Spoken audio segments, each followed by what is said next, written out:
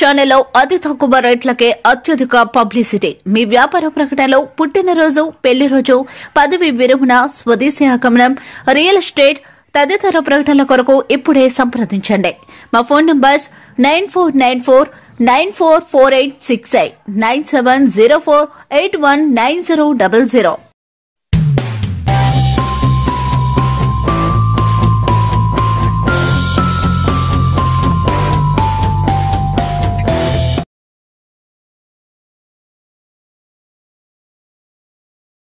ప్రముఖ పుణ్యక్షేత్రం అన్నవరం శ్రీ వీర వెంకట సత్యనారాయణ స్వామివారి దేవస్థానం ఆధ్వర్యంలో శ్రీ స్వామివారి వార్షిక దివ్య కళ్యాణ మహోత్సవంలో మే 7వ తారీఖు నుంచి ప్రారంభించి 13వ తారీఖు వరకు నిర్వహించడం జరుగుతుందని ఈవో తెలిపారు. ఈ సందర్భంగా ఆలయ ఉన్నతాధికారులతో సమీక్ష సమావేశంలో ఆలయ కార్యనిర్వహణాధికారి శ్రీ స్వామివారి వార్షిక దివ్య కళ్యాణ మహోత్సవాల గోడపత్రికను ఆలయ అనువంశిక ధర్మకర్త ఐవి రోహిత్, కార్యనిర్వహణాధికారి వీర్ల సుబ్బారావు విడుదల చేశారు.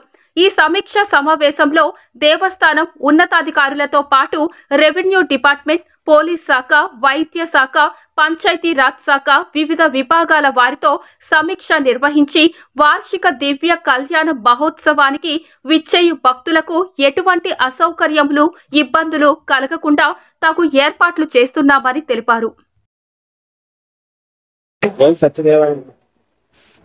శ్రీ వీర వెంకట సత్యనారాయణ స్వామి వారి దివ్య కళ్యాణ మహోత్సవంలో మే నెల 7వ తేదీ నుండి 17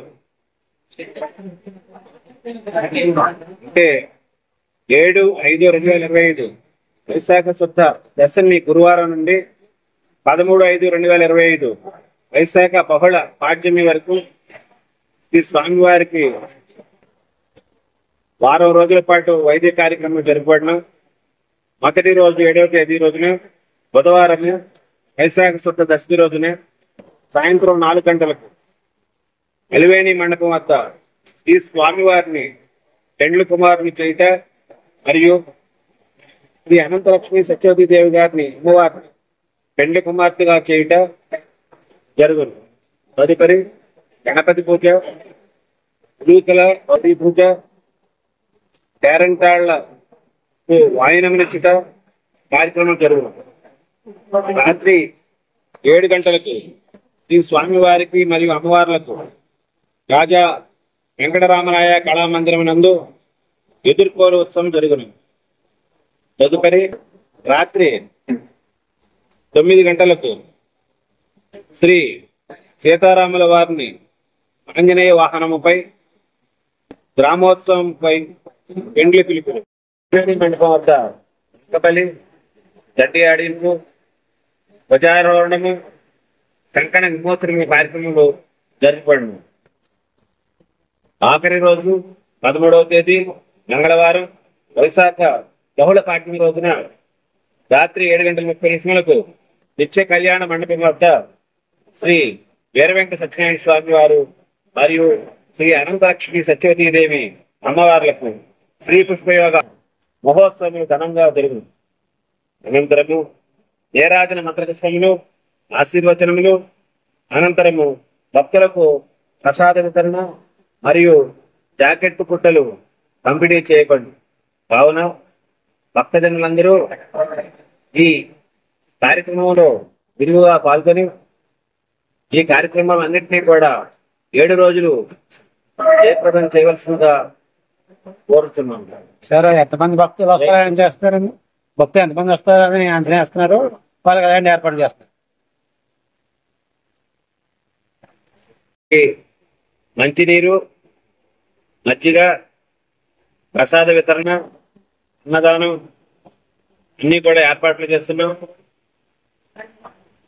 అదేవిధంగా సాంస్కృతిక కార్యక్రమాలని ఏర్పాటు చేస్తున్నాం. శ్రీ స్వామివారి కొండపైన ఉన్నటువంటి కళామందిరం నందు ఉదయము మరియు సాయంత్రము కూచిపూడి నృత్యములు, భక్తి సంగీతములు, నాటకములు మొదలైనటువంటి సాంస్కృతిక కార్యక్రమాలన్నింటినీ కూడా జరుపుతున్నాము. అలాగే సీతారామ సత్రం వద్ద తోలుబొమ్మలాట కార్యక్రమాలను కూడా ఏర్పాటు చేయడం నిర్ణయం తీసుకున్నాం. అదేవిధంగా శ్రీ స్వామివారి కళ్యాణ మహోత్సవ సందర్భంగా భక్తుల సౌకర్యార్థం మెడికల్ క్యాంపులను 4 ప్రదేశాల్లో ఏర్పాటు చేయడం జరిగింది.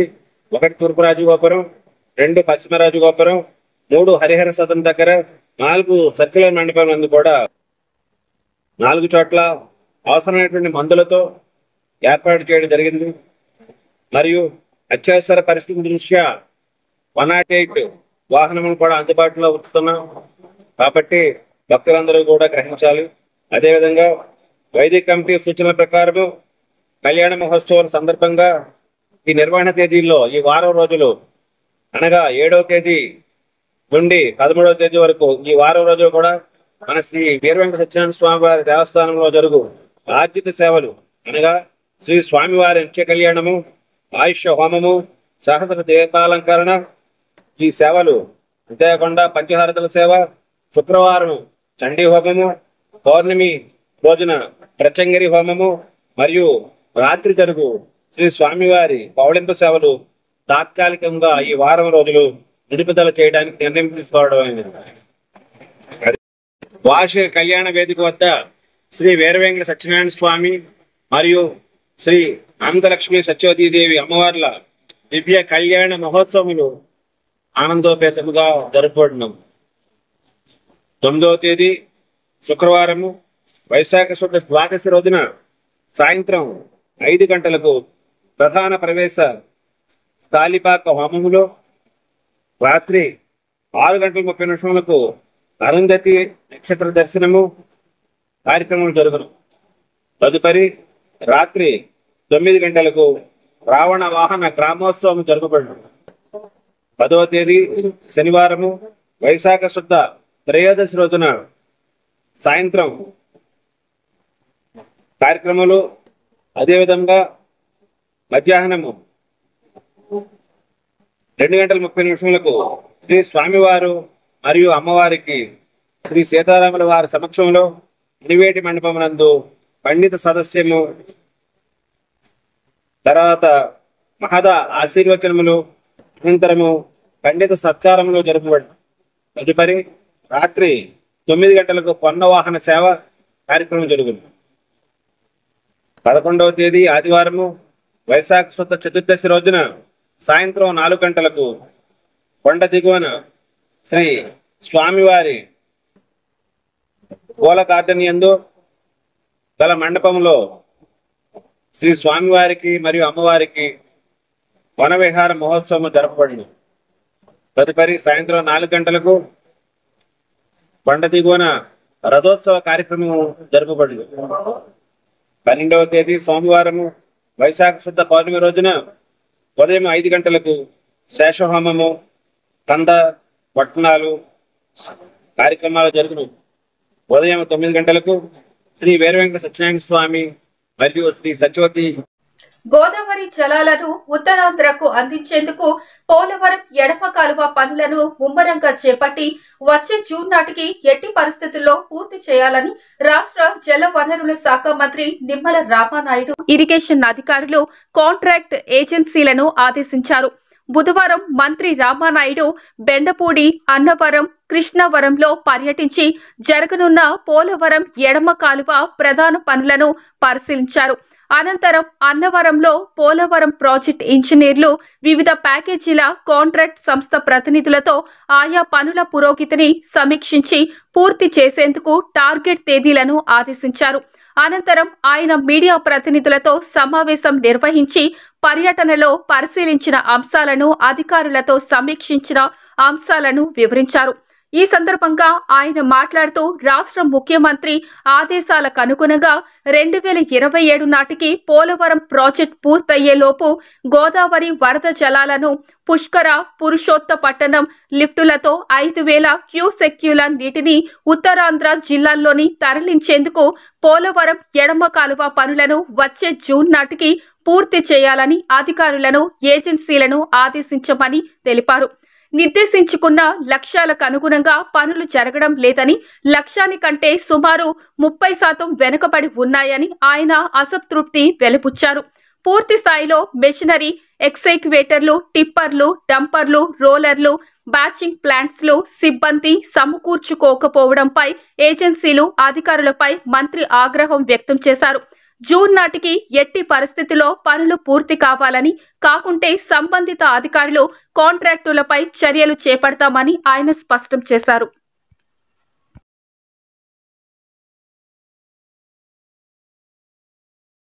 మిత్రులందరికీ కూడా నమస్కారాలు తెలియజేసుకుంటూ, పోలవరం ప్రాజెక్ట్ కి సంబంధించినటువంటి లెఫ్ట్ మెయిన్ కెనాల్ ఏదైతే ఉందో 14-19 5 సంవత్సరాల కాలంలో జరిగినటువంటి పనులు తప్ప 19-24 గత వైఎస్ఆర్సీపీ పాలనలో ఆ లెఫ్ట్ మెయిన్ కెనాల్ ని మర్చిపోయినటువంటి పరిస్థితి. ఎక్కడ కూడా ఒక అర్బస్తా సిమెంట్ గాని, ఒక రూపాయి గాని, ఒక కట్ట మట్టి పని చేయనటువంటి పరిస్థితి నేను కాదు. ఇప్పుడే నేను ఫీల్డ్ ఇన్స్పెక్టర్ అక్కడ స్థానికంగా ఉన్న రైతులు చెప్పారు. ఆ రోజు చంద్రబాబు నాయుడు గారి హయాంలో పనులు జరిగాయి, మళ్ళీ ఇప్పుడు చంద్రబాబు నాయుడు గారి హయాంలో పనులు జరుగుతూ ఉన్నాయి. మధ్య కాలంలో ఇప్పుడు తుప్పు పట్టిపోయి తుప్పు పట్టినట్టుగానే ఈ ఐరన్ కూడా తుప్పు పట్టిపోయిందని చెప్పి స్థానికంగా ఉండే రైతులు చెప్తే జగన్మోహన్ రెడ్డి విధ్వంసం పోలవరం లెఫ్ట్ మెయిన్ కెనాల్ లో కూడా కనిపిస్తున్నటువంటి పరిస్థితి. అందుకే ఈ రోజు ప్రజాప్రభుత్వం వచ్చిన తర్వాత చంద్రబాబు నాయుడు గారు కూడా తన రెండవ ఫీల్డ్ ఇన్స్పెక్షన్, పోలవరం తర్వాత రెండవ field inspection left main canal కి వచ్చారు. ఆ రోజు ఆయన 2025 జూన్ కి మరి ఆ యొక్క పోలవరం లెఫ్ట్ మెయిన్ కెనాల్ మొదటి దశ పనులు పూర్తి చేసి ఉత్తరాంధ్రకు నీటి ఇస్తామని చెప్పి ఆయన హామీ ఇచ్చారో ఆ హామీని నిలబెట్టుకోవడానికి 1200 కోట్ల రూపాయలు నిధులు ఆ లెఫ్ట్ మెయిన్ కెనాల్ కి ఫస్ట్ ఫేజ్ కింద మరి రిలీజ్ చేయడమే కాదు, టెండర్లు పిలిచి వర్కాట్లు ఇచ్చి పనులను కూడా ప్రారంభించడం జరిగింది.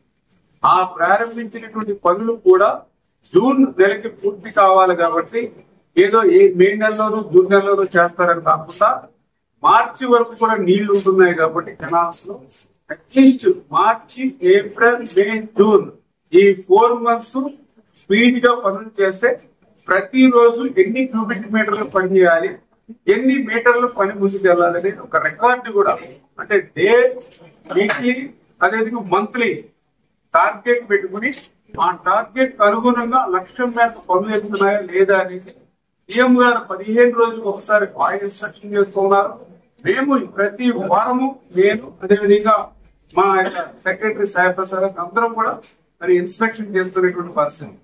ఇప్పుడు ఆల్రెడీ ఏప్రిల్ మరి 23వ తారీఖు మనం రావడం జరిగింది. మరి ఈ రోజు టార్గెట్ వరకు చూసినట్లయితే అనుకున్నటువంటి పనులు లక్ష్యం ఏదైతే ఉందో దానికి ఇంకా ఒక 30-40% వెనక్కే ఉన్నటువంటి స్థితిని కూడా గుర్తించి ఆ ఏజెన్సీకి అదేవిధంగా అధికారులు కూడా తీవ్రంగానే వాళ్ళకి కూడా మరి హెచ్చరించడం కూడా జరిగింది.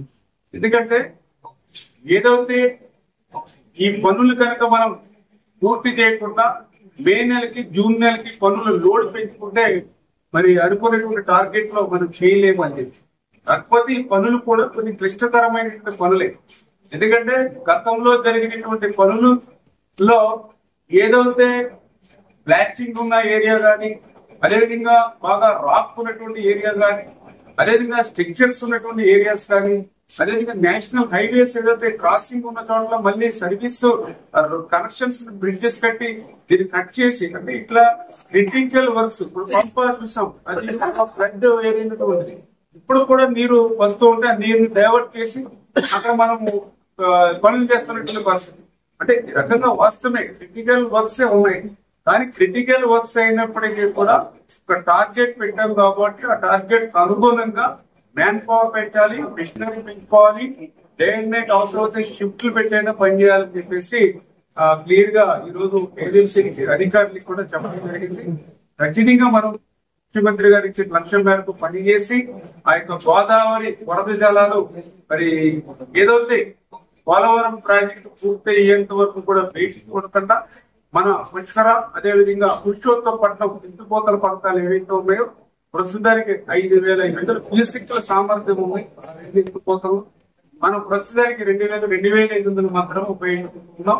అంచేత ఉన్నటువంటి మోటార్లు ఏవైతే ఉన్నాయో, ఉన్నటువంటి ఎత్తిపోతలు ఏవైతే ఉన్నాయో ఈ యొక్క లెఫ్ట్ మెయిన్ కెనాల్ మనకు తయారైపోతే రేపు పోలవరం 27 పూర్తయ్యేంత వరకు బ్రేక్ చూడకుండా ఈ లిఫ్ట్స్ నుంచి అంటే ఏ రకంగా అయితే పట్టిసీమ లిఫ్ట్ నుంచి ఏ రకంగా అయితే రైట్ కెనాల్ ద్వారా కృష్ణా నది నీళ్ళు ఎలా తీసుకెళ్తున్నామో అదే మాదిరిగా ఈ యొక్క లిఫ్ట్ స్కీమ్స్ నుంచి లెఫ్ట్ మెయిన్ కెనాల్ నుంచి ఉత్తరాంధ్రకు నీళ్లు తీసుకెళ్లాలి. ఆ స్టీల్ ప్లాంట్ కి నీరు ఇవ్వాలి, ఆ విశాఖపట్నానికి డ్రింకింగ్ వాటర్ ఇవ్వాలి. రేపు భవిష్యత్తులో విశాఖపట్నం జిల్లా సంబంధించి ఉత్తరాంధ్రకు సంబంధించి ఒక పారిశ్రామిక హబ్ గా ఇండస్ట్రీస్ ఏదైతే మేము తీసుకొస్తూ ఉన్నామో దానికి కావాల్సినటువంటి పారిశ్రామిక అవసరాలకు నీరు ఇవ్వాలి. ఇవన్నిటిని దృష్టిలో పెట్టుకుని క్లిష్టతరమైన సాధ్యం కాని పనులైనప్పటికీ కూడా మరి ఇటు డిపార్ట్మెంట్ అదేవిధంగా మేము కూడా స్వయంగా పర్యవేక్షణ చేస్తున్నాం. ఇప్పుడే సంబంధిత జిల్లాల కలెక్టర్ల దృష్టిలో కూడా పెట్టాం. కొన్ని చోట్ల స్థానికంగా కూడా కొన్ని ఇబ్బందులు ఏదైనా ఉంటే వాటిని కూడా ముందు మాట్లాడడం, తర్వాత మరి అది ప్రజలకు ఉపయోగపడే పనులు కాబట్టి ఎక్కడైనా ఇబ్బందులు పెట్టినా వాటిని అధిగమించి పూర్తి చేయాలని చెప్పేసి సంబంధిత కలెక్టర్స్ తో కూడా ఇప్పుడే మాట్లాడి వాళ్ళు కూడా బాధ్యత అటు రెవెన్యూ డిపార్ట్మెంట్ కూడా ఇంజనీరింగ్ కి సపోర్ట్ చేసి ఆ బాధ్యత తీసుకుని పనులు కూడా పూర్తి చేయాలని చెప్పాం. ఖచ్చితంగా గత ప్రభుత్వం చేసినటువంటి తప్పిదాలు ఏవైతే ఉన్నాయో వాటినన్నింటినీ కూడా సరిదిద్ది మళ్ళీ ఈ రోజు ఆ పోలవరం లెఫ్ట్ ఫేజ్ కెనాల్ ఆ యొక్క ఫస్ట్ ఫేజ్ పనులు పూర్తి చేసే ప్రక్రియను ముందుకు తీసుకెళ్తున్నామని చెప్పి మీ ద్వారా తెలియజేసుకుంటున్నాం. ఏదైతే దీనికి సంబంధించి ఒక కొమ్మర్లావాగా సంబంధించి అక్కడ కొమ్మర్లావాలోనే అక్కడ ల్యాండ్ ఎక్విజిషన్ అక్కడ R&R ప్రాబ్లం ఉంది. దానికి దగ్గర ఒక 18 కోట్ల రూపాయల వరకు ఆ యొక్క R&R ఆ విలేజ్ కి ఇవ్వాల్సిన అవసరం ఉంది. దాన్ని కూడా ఐడెంటిఫై చేసాం. ఆల్రెడీ కలెక్టర్ RTO అందరూ కూడా అక్కడ ఉన్నటువంటి స్థానికులతో కూడా మాట్లాడడం జరిగింది. దానికి సంబంధించినటువంటి ఏదైతే ఫైల్ మరి ఇప్పుడే ఫైనాన్స్ కూడా మాట్లాడి అది కూడా క్లియర్ చేసుకుని R&R ఏదైతే ఇవ్వాల్సిందో దాన్ని కూడా ఇమీడియట్ కొంత క్లియర్ చేసుకుని వాళ్ళకి కూడా ఆల్టర్నేటివ్ సైట్ కూడా మా ఇరిగేషన్ కు సంబంధించి 18 ఎకరాలు ఉంటే మరి వేరే ల్యాండ్ ఎక్విజిషన్ చేయడం అవసరం లేకుండా మాది నిరుపయోగంగా ఉంది కాబట్టి మా ఇరిగేషన్ సైటే ఒక 2 ఎకరాల టూరిజం రోడ్ ఫేసింగ్ ఇచ్చి ఫ్యూచర్ లో ఏదైనా హైవే పక్కన కాబట్టి ఇక్కడ అనవరం దగ్గర కాస్ట్లీ కాబట్టి ఎందుకంటే ఇప్పుడు ఎవరికి ఇబ్బంది లేకుండా పనులు చేసుకునేటువంటి దశలో మరి ఎక్కడైనా ఒకరు ఇద్దరు కొంత ఆటంకాలు కల్పిస్తే వాటిని కూడా అధిగమించి ఈ యొక్క బౌలాత్మక సాధక ప్రాజెక్టు ప్రయోజనాలు ప్రతి ఒక్కరికి చేరాలి, అందులో ఉత్తరాంధ్రకు చేరాలి, రాయలసీమకు చేరాలన్నప్పుడు మరి ఏదైతే కొంతమంది అవసరమైతే మనం త్యాగాలు చేసేది. పోలవరం ప్రాజెక్టు నిర్మాణం అవుతుంది అంటే అక్కడ దగ్గర మరి ఇప్పుడు మనం చూస్తే 38,000 కుటుంబాలు ఈ యొక్క 41.15 కాంటూర్ కి 38,000 కుటుంబాలు త్యాగం చేస్తే ఇప్పుడు 41.15 కాంటూర్ తయారవుతుంది. ఎందుకంటే వాళ్ళు విలువైన భూములు త్యాగం చేశారు, ఆస్తులు త్యాగం చేశారు. అట్లా ఒక బౌలార్థకమైనటువంటిది లక్షలాది మందికి త్రాగునీరు సాగునీరు అందించేటువంటి ప్రాజెక్టు. అందులో కూడా అత్యంత వెనకబడినటువంటి ఉత్తరాంధ్ర శ్రీకాకుళం, విజయనగరం, విశాఖపట్నం జిల్లాలకి మరి పనిచేసేటువంటి ప్రాజెక్టు కాబట్టి ఇది కూడా అందరూ కూడా స్థానికులు కూడా సహకరించాలని చెప్పేసి కూడా మీ ద్వారా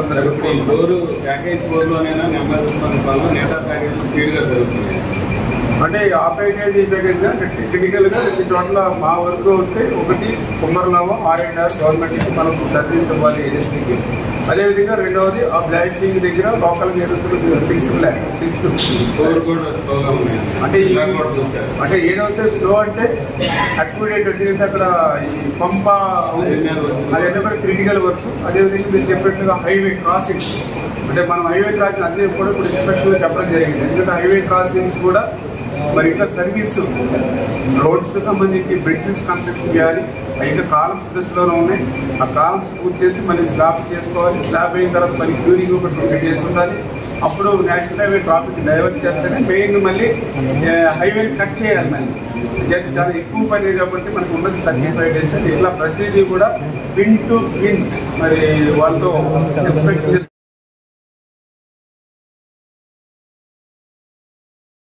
ఏలూరు జిల్లా పోలవరం నియోజకవర్గంలోని పోలవరం ప్రాజెక్టు నిర్వసితుల కాలనీలో మంగళవారం పలు అభివృద్ధి కార్యక్రమాల్లో పాల్గొన్న రాష్ట్ర పౌర సరఫరాల శాఖ మరియు జిల్లా ఇన్ఛార్జ్ మంత్రి నాదెండ్ల మనోహర్. స్థానిక శాసనసభ్యులు చెరి బాలరాజు గారికి, అదేవిధంగా గుంటూరు నియోజకవర్గం మీకు పక్కనే ఉన్న నియోజకవర్గం, అక్కడి నుంచి ఈ రోజు ఈ కార్యక్రమాన్ని విచ్చేసిన సోదరుడు అక్కడ శాసనసభ్యులు మీ అందరికీ పరిచయమే. ఈ ప్రాంతానికి కూడా ఆయన ఎన్నో కార్యక్రమాలు చేయని తప్పతో పనిచేసే ధర్మరాజు గారు, అదేవిధంగా ట్రైకార్ చైర్మన్ గారు సింగ్ గారికి, మా కరాటం సాయి గారికి, మా ఎవరైనా సరే మన ఇంటి నుంచి మన ప్రాంతాన్ని నుంచి ఒక కార్యక్రమం చేయడానికి తరలి వెళ్ళినప్పుడు చాలా మానసికంగా, శారీరకంగా, కుటుంబ పరంగా కూడా ఎన్నో ఒత్తిళ్లు ఉంటాయి. దానికి మీరు అందరూ కూడా గురయ్యి ఉంటారు. కానీ ప్రభుత్వం అదేదో ఒక కార్యక్రమం చేసినట్టు కాకుండా మానవతా దృక్పథంతో మిమ్మల్ని అందరినీ ఆదుకోవాలి. ఎందుకంటే పోలవరం ప్రాజెక్ట్ అనేది రాష్ట్రానికే కాదు దేశానికి గర్వకారణంగా జాతీయ స్థాయిలో ఆ ప్రాజెక్ట్ గా గుర్తింపు వచ్చే విధంగా మనం ముందుకెళ్తున్నాం. ఇప్పటి వరకు 51% మనం పూర్తి చేసాం. గత 5 సంవత్సరాల్లో వైఎస్ఆర్సీపీ కాలంలో కేవలం వాళ్ళు చేసింది 6% వరకు ఈ ప్రాజెక్ట్ ని వేగవంతంగా ముందుకు తీసుకెళ్ళడం ఒక ప్రయత్నం చేశారు. ఇంకా మనం పూర్తి చేయాల్సింది ఉంది. అయితే సుమారు 35,000 మంది నిర్వాసితులు ఈ పోలవరం ప్రాజెక్టు వలన అనేక ప్రాంతాల నుంచి తరలించాల్సిన అవసరం ఉంది. ఎందుకంటే ముంపు ప్రాంతాలు, రేపటి రోజున మీకు వైద్య సేవలైనా, చదువు కోసం, మీ బిడ్డల కోసం మంచి కార్యక్రమాలు చేయాలన్నా, ప్రభుత్వం నుంచి అందించే పథకాలు ఏవైనా కూడా మీ అందరికీ అందాలి. ప్రభుత్వ అధికారులు కూడా మీకు అందుబాటులో ఉండాలి. అక్కడ రోడ్లు కానివ్వండి, ఏవైనా కానివ్వండి. కానీ ముంపు ప్రాంతాల్లో రేపటి రోజున ప్రాజెక్టు నిర్మాణం పూర్తయిన తర్వాత అక్కడ నివసించడం అనేది చాలా ఇబ్బందికరమైన పరిస్థితి. కాబట్టి మిమ్మల్ని అందరినీ కూడా మైదాన ప్రాంతానికో లేకపోతే మీకు నచ్చిన ప్రాంతానికో ఈ హౌసింగ్ కాలనీలు ఏర్పాటు చేసి ఎవరైతే పాపం ఈ ప్రాజెక్టు వలన నిర్వాసితులుగా గుర్తించామో వాళ్ళందరికీ కూడా ప్రభుత్వం నుంచి ఆర్థిక సాయం అందించాం. ఇంకా మీకు భూమి కూడా ఇవ్వాల్సిన సందర్భం ఇంకా చాలా ఉంది. బాలరాజు గారు మొన్న ముఖ్యమంత్రి గారి సమక్షంలో కూడా దాన్ని ప్రస్తావించారు. ఇచ్చాము పోలవరం నిర్వాసితుల కోసం. అది నగదు రూపంలో కానివ్వండి, మీకు భూమి రూపంలో కానివ్వండి, మీ కుటుంబానికి మేము అందించాల్సిన సహాయం కానివ్వండి, అన్నింటినీ కూడా ఎక్కడ పొరపాటు లేకుండా చేస్తాం. ఈ రోజు ముఖ్య కార్యక్రమం వచ్చింది ఏంటంటే, గౌరవ ముఖ్యమంత్రి గారు చంద్రబాబు నాయుడు గారు ఒక నెల క్రితం పోలవరం సందర్శించినప్పుడు నిర్వాసితుల గురించి సమీక్షించినప్పుడు పౌర సరఫరాల శాఖ నుంచి మేము కూడా ఏదైనా చేస్తే బాగుంటుందనే ఒక ఆలోచన వచ్చింది. అప్పుడే నేను మా కమిషనర్ గారితో మాట్లాడి ఇక్కడున్న గిరిజనులందరికీ కూడా ఎవరైతే మనం జాతీయ సంపదగా భావిస్తామో, ఎవరైతే అడవి తల్లిని నమ్ముకుని జీవనోపాధి వాళ్ళు ముందు సాగిస్తూ ఉన్నారో, చిన్న చిన్న పంటలు వేసుకుని చిన్న చిన్న భూముల్లో వాళ్ళ కుటుంబం బిడ్డల్ని చదివించుకునే విధంగా వాళ్ళు ఒక ప్రయత్నం చేసి ఎవరికి ఇబ్బంది కలగకుండా బతికే కుటుంబాలని మనం ఆదుకోవాలన్న ఆలోచన వచ్చినప్పుడు మేము మా శాఖ నుంచి, ఎందుకంటే ప్రధానంగా మేము చేసేది ప్రతి నెల మీ అందరికీ కూడా రేషన్ అందిస్తూ ఉంటాం. బియ్యం, పంచదార, మొన్నటి వరకు కందిపప్పు, ఇవన్నీ కూడా ప్రతి నెల మీకు సరఫరా చేసేటట్టు మా పౌర సరఫరా శాఖ నుంచి మేము క్షేత్రస్థాయిలో 29,000 ఫేర్ ప్రైస్ షాపుల ద్వారా మీ అందరికీ కూడా అందించే కార్యక్రమం చేసేవాళ్ళం. దానికి అదనంగా 9,000 వ్యాన్లు వచ్చినాయి. ఆ వ్యాన్లు కూడా ప్రతి గ్రామంలోనూ ప్రతి గుడంలో కూడా తిరుగుతూ మీ అందరికి కూడా ఒక కార్యక్రమం చేయడానికి చేసిన ప్రయత్నం. దాన్ని మీ అందరు కూడా గుర్తు పెట్టుకోవాలి. మేము ఈ రోజున రాష్ట్ర వ్యాప్తంగా 4,64,00,000 మందికి మేము రైస్ సరఫరా చేస్తూ ఉంటాం. ప్రతి నెల 4,60,00,000 మందికి మేము ప్రతి నెల 1వ తారీఖు నుంచి 15వ తారీఖు వరకు రాష్ట్ర ప్రభుత్వం నుంచి ఉచితంగా మేము బియ్యం ప్రతి ఒక్కరికి అందిస్తాం. అదే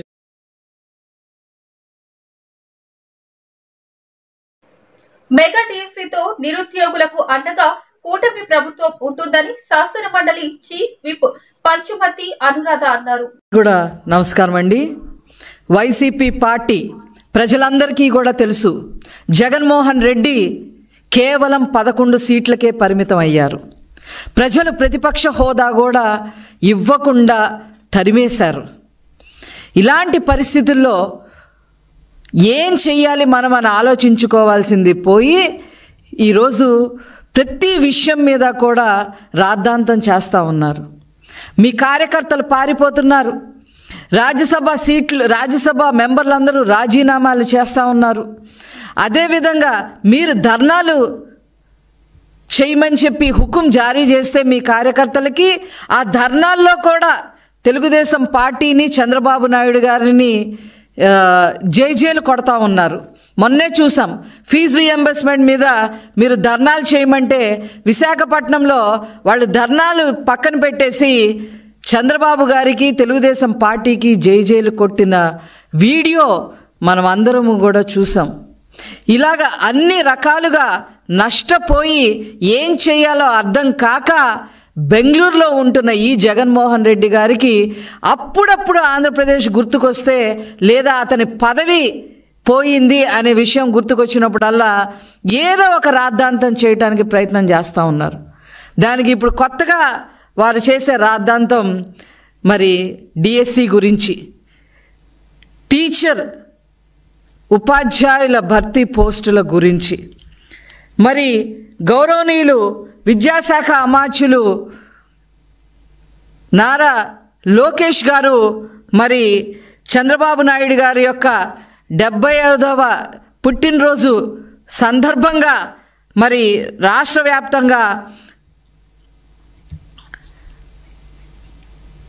16,347 టీచర్ పోస్టులకి నోటిఫికేషన్ ఇస్తే ఓర్చుకోలేకపోతా ఉన్నారు.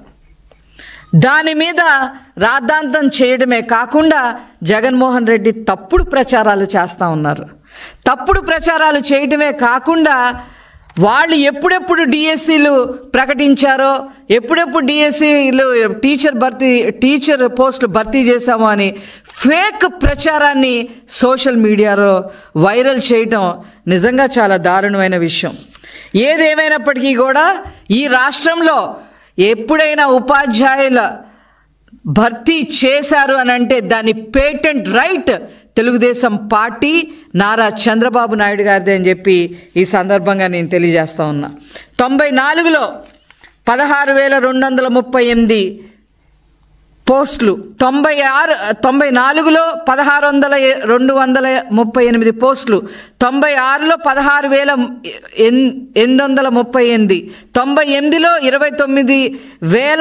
29,269, 2000 సంవత్సరంలో 24,388, 2001లో 26,129, 2002లో 31,699, 2003లో 12,430, 2014లో 8,926, అలాగే 2018లో 7,254. లిమిటెడ్ రిక్రూట్మెంట్స్ 1996లో 3,706, స్పెషల్ రిక్రూట్మెంట్స్ 96లో 2,000, 97లో 874, 2019లో 521. గ్రాండ్ టోటల్ 1,80,272 పోస్టులు భర్తీ చేసిన ఘనత నారా చంద్రబాబు నాయుడు గారిది. ఇప్పుడు 16,344తో కలిపి ఈనాడు మరి మొత్తం కలిపి 1,96,000 పోస్టులు ఉపాధ్యాయుల పోస్టులు భర్తీ చేసిన ఏకైక పార్టీ తెలుగుదేశం పార్టీ, ఏకైక నాయకులు నారా చంద్రబాబు నాయుడు గారు అని చెప్పి ఈ సందర్భంగా మీకు తెలియజేస్తా ఉన్నా. మీరేం చేశారండి మీ హయాంలో? టీచర్లు ఎంత హెరాస్ చేశారు మీరు? ఏ రకంగా మరి గౌరవప్రదమైన వృత్తుల్లో ఉన్న వారి చేత మద్యం దుకాణాలకి కాపలా పెట్టారు. తాగుబోతులందరూ లైన్లో నుంచోట్లేదంట మద్యం కొనుక్కోవడానికి. అందుకని మీరు అందరు లైన్లో పెట్టండి అని చెప్పి ఉపాధ్యాయులను తీసుకొచ్చి వాళ్ళకి అక్కడ బంట్రోత్తులుగా పెట్టిన హీన చరిత్ర వైసీపీ పార్టీ అనే విషయం ప్రజలందరికీ తెలుసు. కానీ వీళ్ళు మర్చిపోయారు, వైసీపీ వాళ్ళు మర్చిపోయారు. అదేవిధంగా వాళ్ళు ఉపాధ్యాయులు అనేవాళ్ళు విద్య చెప్పాలి, ఎడ్యుకేషన్ ఇవ్వాలి, రేపటి పౌరులుగా విద్యార్థులందరినీ తీర్చిదిద్దాల్సిన పరిస్థితి ఉంది. వాళ్ళ చేత బాత్రూములు కూడా కడిగించారు. సిఫార్సు బదిలీ పేరుతో 50 కోట్లు అక్రమాలు చేసి లాగేసుకున్నారు. కావాలని అంటే ఇవన్నీ చేయటం వల్ల ఉపాధ్యాయులు వాళ్ళకి నెగిటివ్గా ఉంటున్నారనే ఉద్దేశంతో ఎన్నికల విధుల నుంచి కావాలని తప్పించాలని కూడా ప్రయత్నం చేయటం జరిగింది. అంతేకాకుండా నోటు పుస్తకాలు తనిఖీ చేయట్లేదని టీచర్లపై ఒత్తిడి తీసుకురావడం జరిగింది. ఈ యాప్లని ఆ యాప్లని అవి భర్తీ చేయాలి, మీరు ఇవి రాయాలి, ఆన్లైన్లో ఇవన్నీ భర్తీ చేయాలని ఏవేవో ఇష్యూస్ అన్నీ భర్తీ చేయాలని చెప్పి 13 యాప్లు తీసుకొచ్చి ఉపాధ్యాయులకి నిద్ర లేకుండా చేసిన హీన చరిత్ర ఈ వైసీపీ పార్టీది, జగన్మోహన్ రెడ్డి గారిది అని చెప్పి ఈ సందర్భంగా తెలియజేస్తా ఉన్నా. మధ్యాహ్న భోజనం పథకం అమలు చేయటం చేతగాక టీచర్లని మీరు వండండి అని చెప్పారు వీళ్ళు. జగన్మోహన్ రెడ్డి గారు మీరా ఈరోజు ఉపాధ్యాయుల గురించి మాట్లాడుతూ ఉన్నారు. నాడు నేడు పేరుతో ఆ బాధ్యతలు వాళ్ళకి అప్పచెప్పి మీరు ఆ ఫోటోలు తీయండి, ఈ యాప్లో డౌన్లోడ్ చేసుకోండి, అవి చేయండి ఈ చేయండి అని చెప్పి ఆ బాధ్యతలు అప్పచెప్పి వాళ్ళకి ఉపాధ్యాయ న్యూస్ ఛానల్లో అతి తక్కువ రేట్లకే అత్యధిక పబ్లిసిటీ. మీ వ్యాపార ప్రకటనలో పుట్టినరోజు, పెళ్లి రోజు, పదవి విరమణ, స్వదేశీ ఆగమనం, రియల్ ఎస్టేట్ తదితర ప్రకటనల కొరకు ఇప్పుడే సంప్రదించండి. మా ఫోన్ నంబర్స్ 9494944868, 9704819000.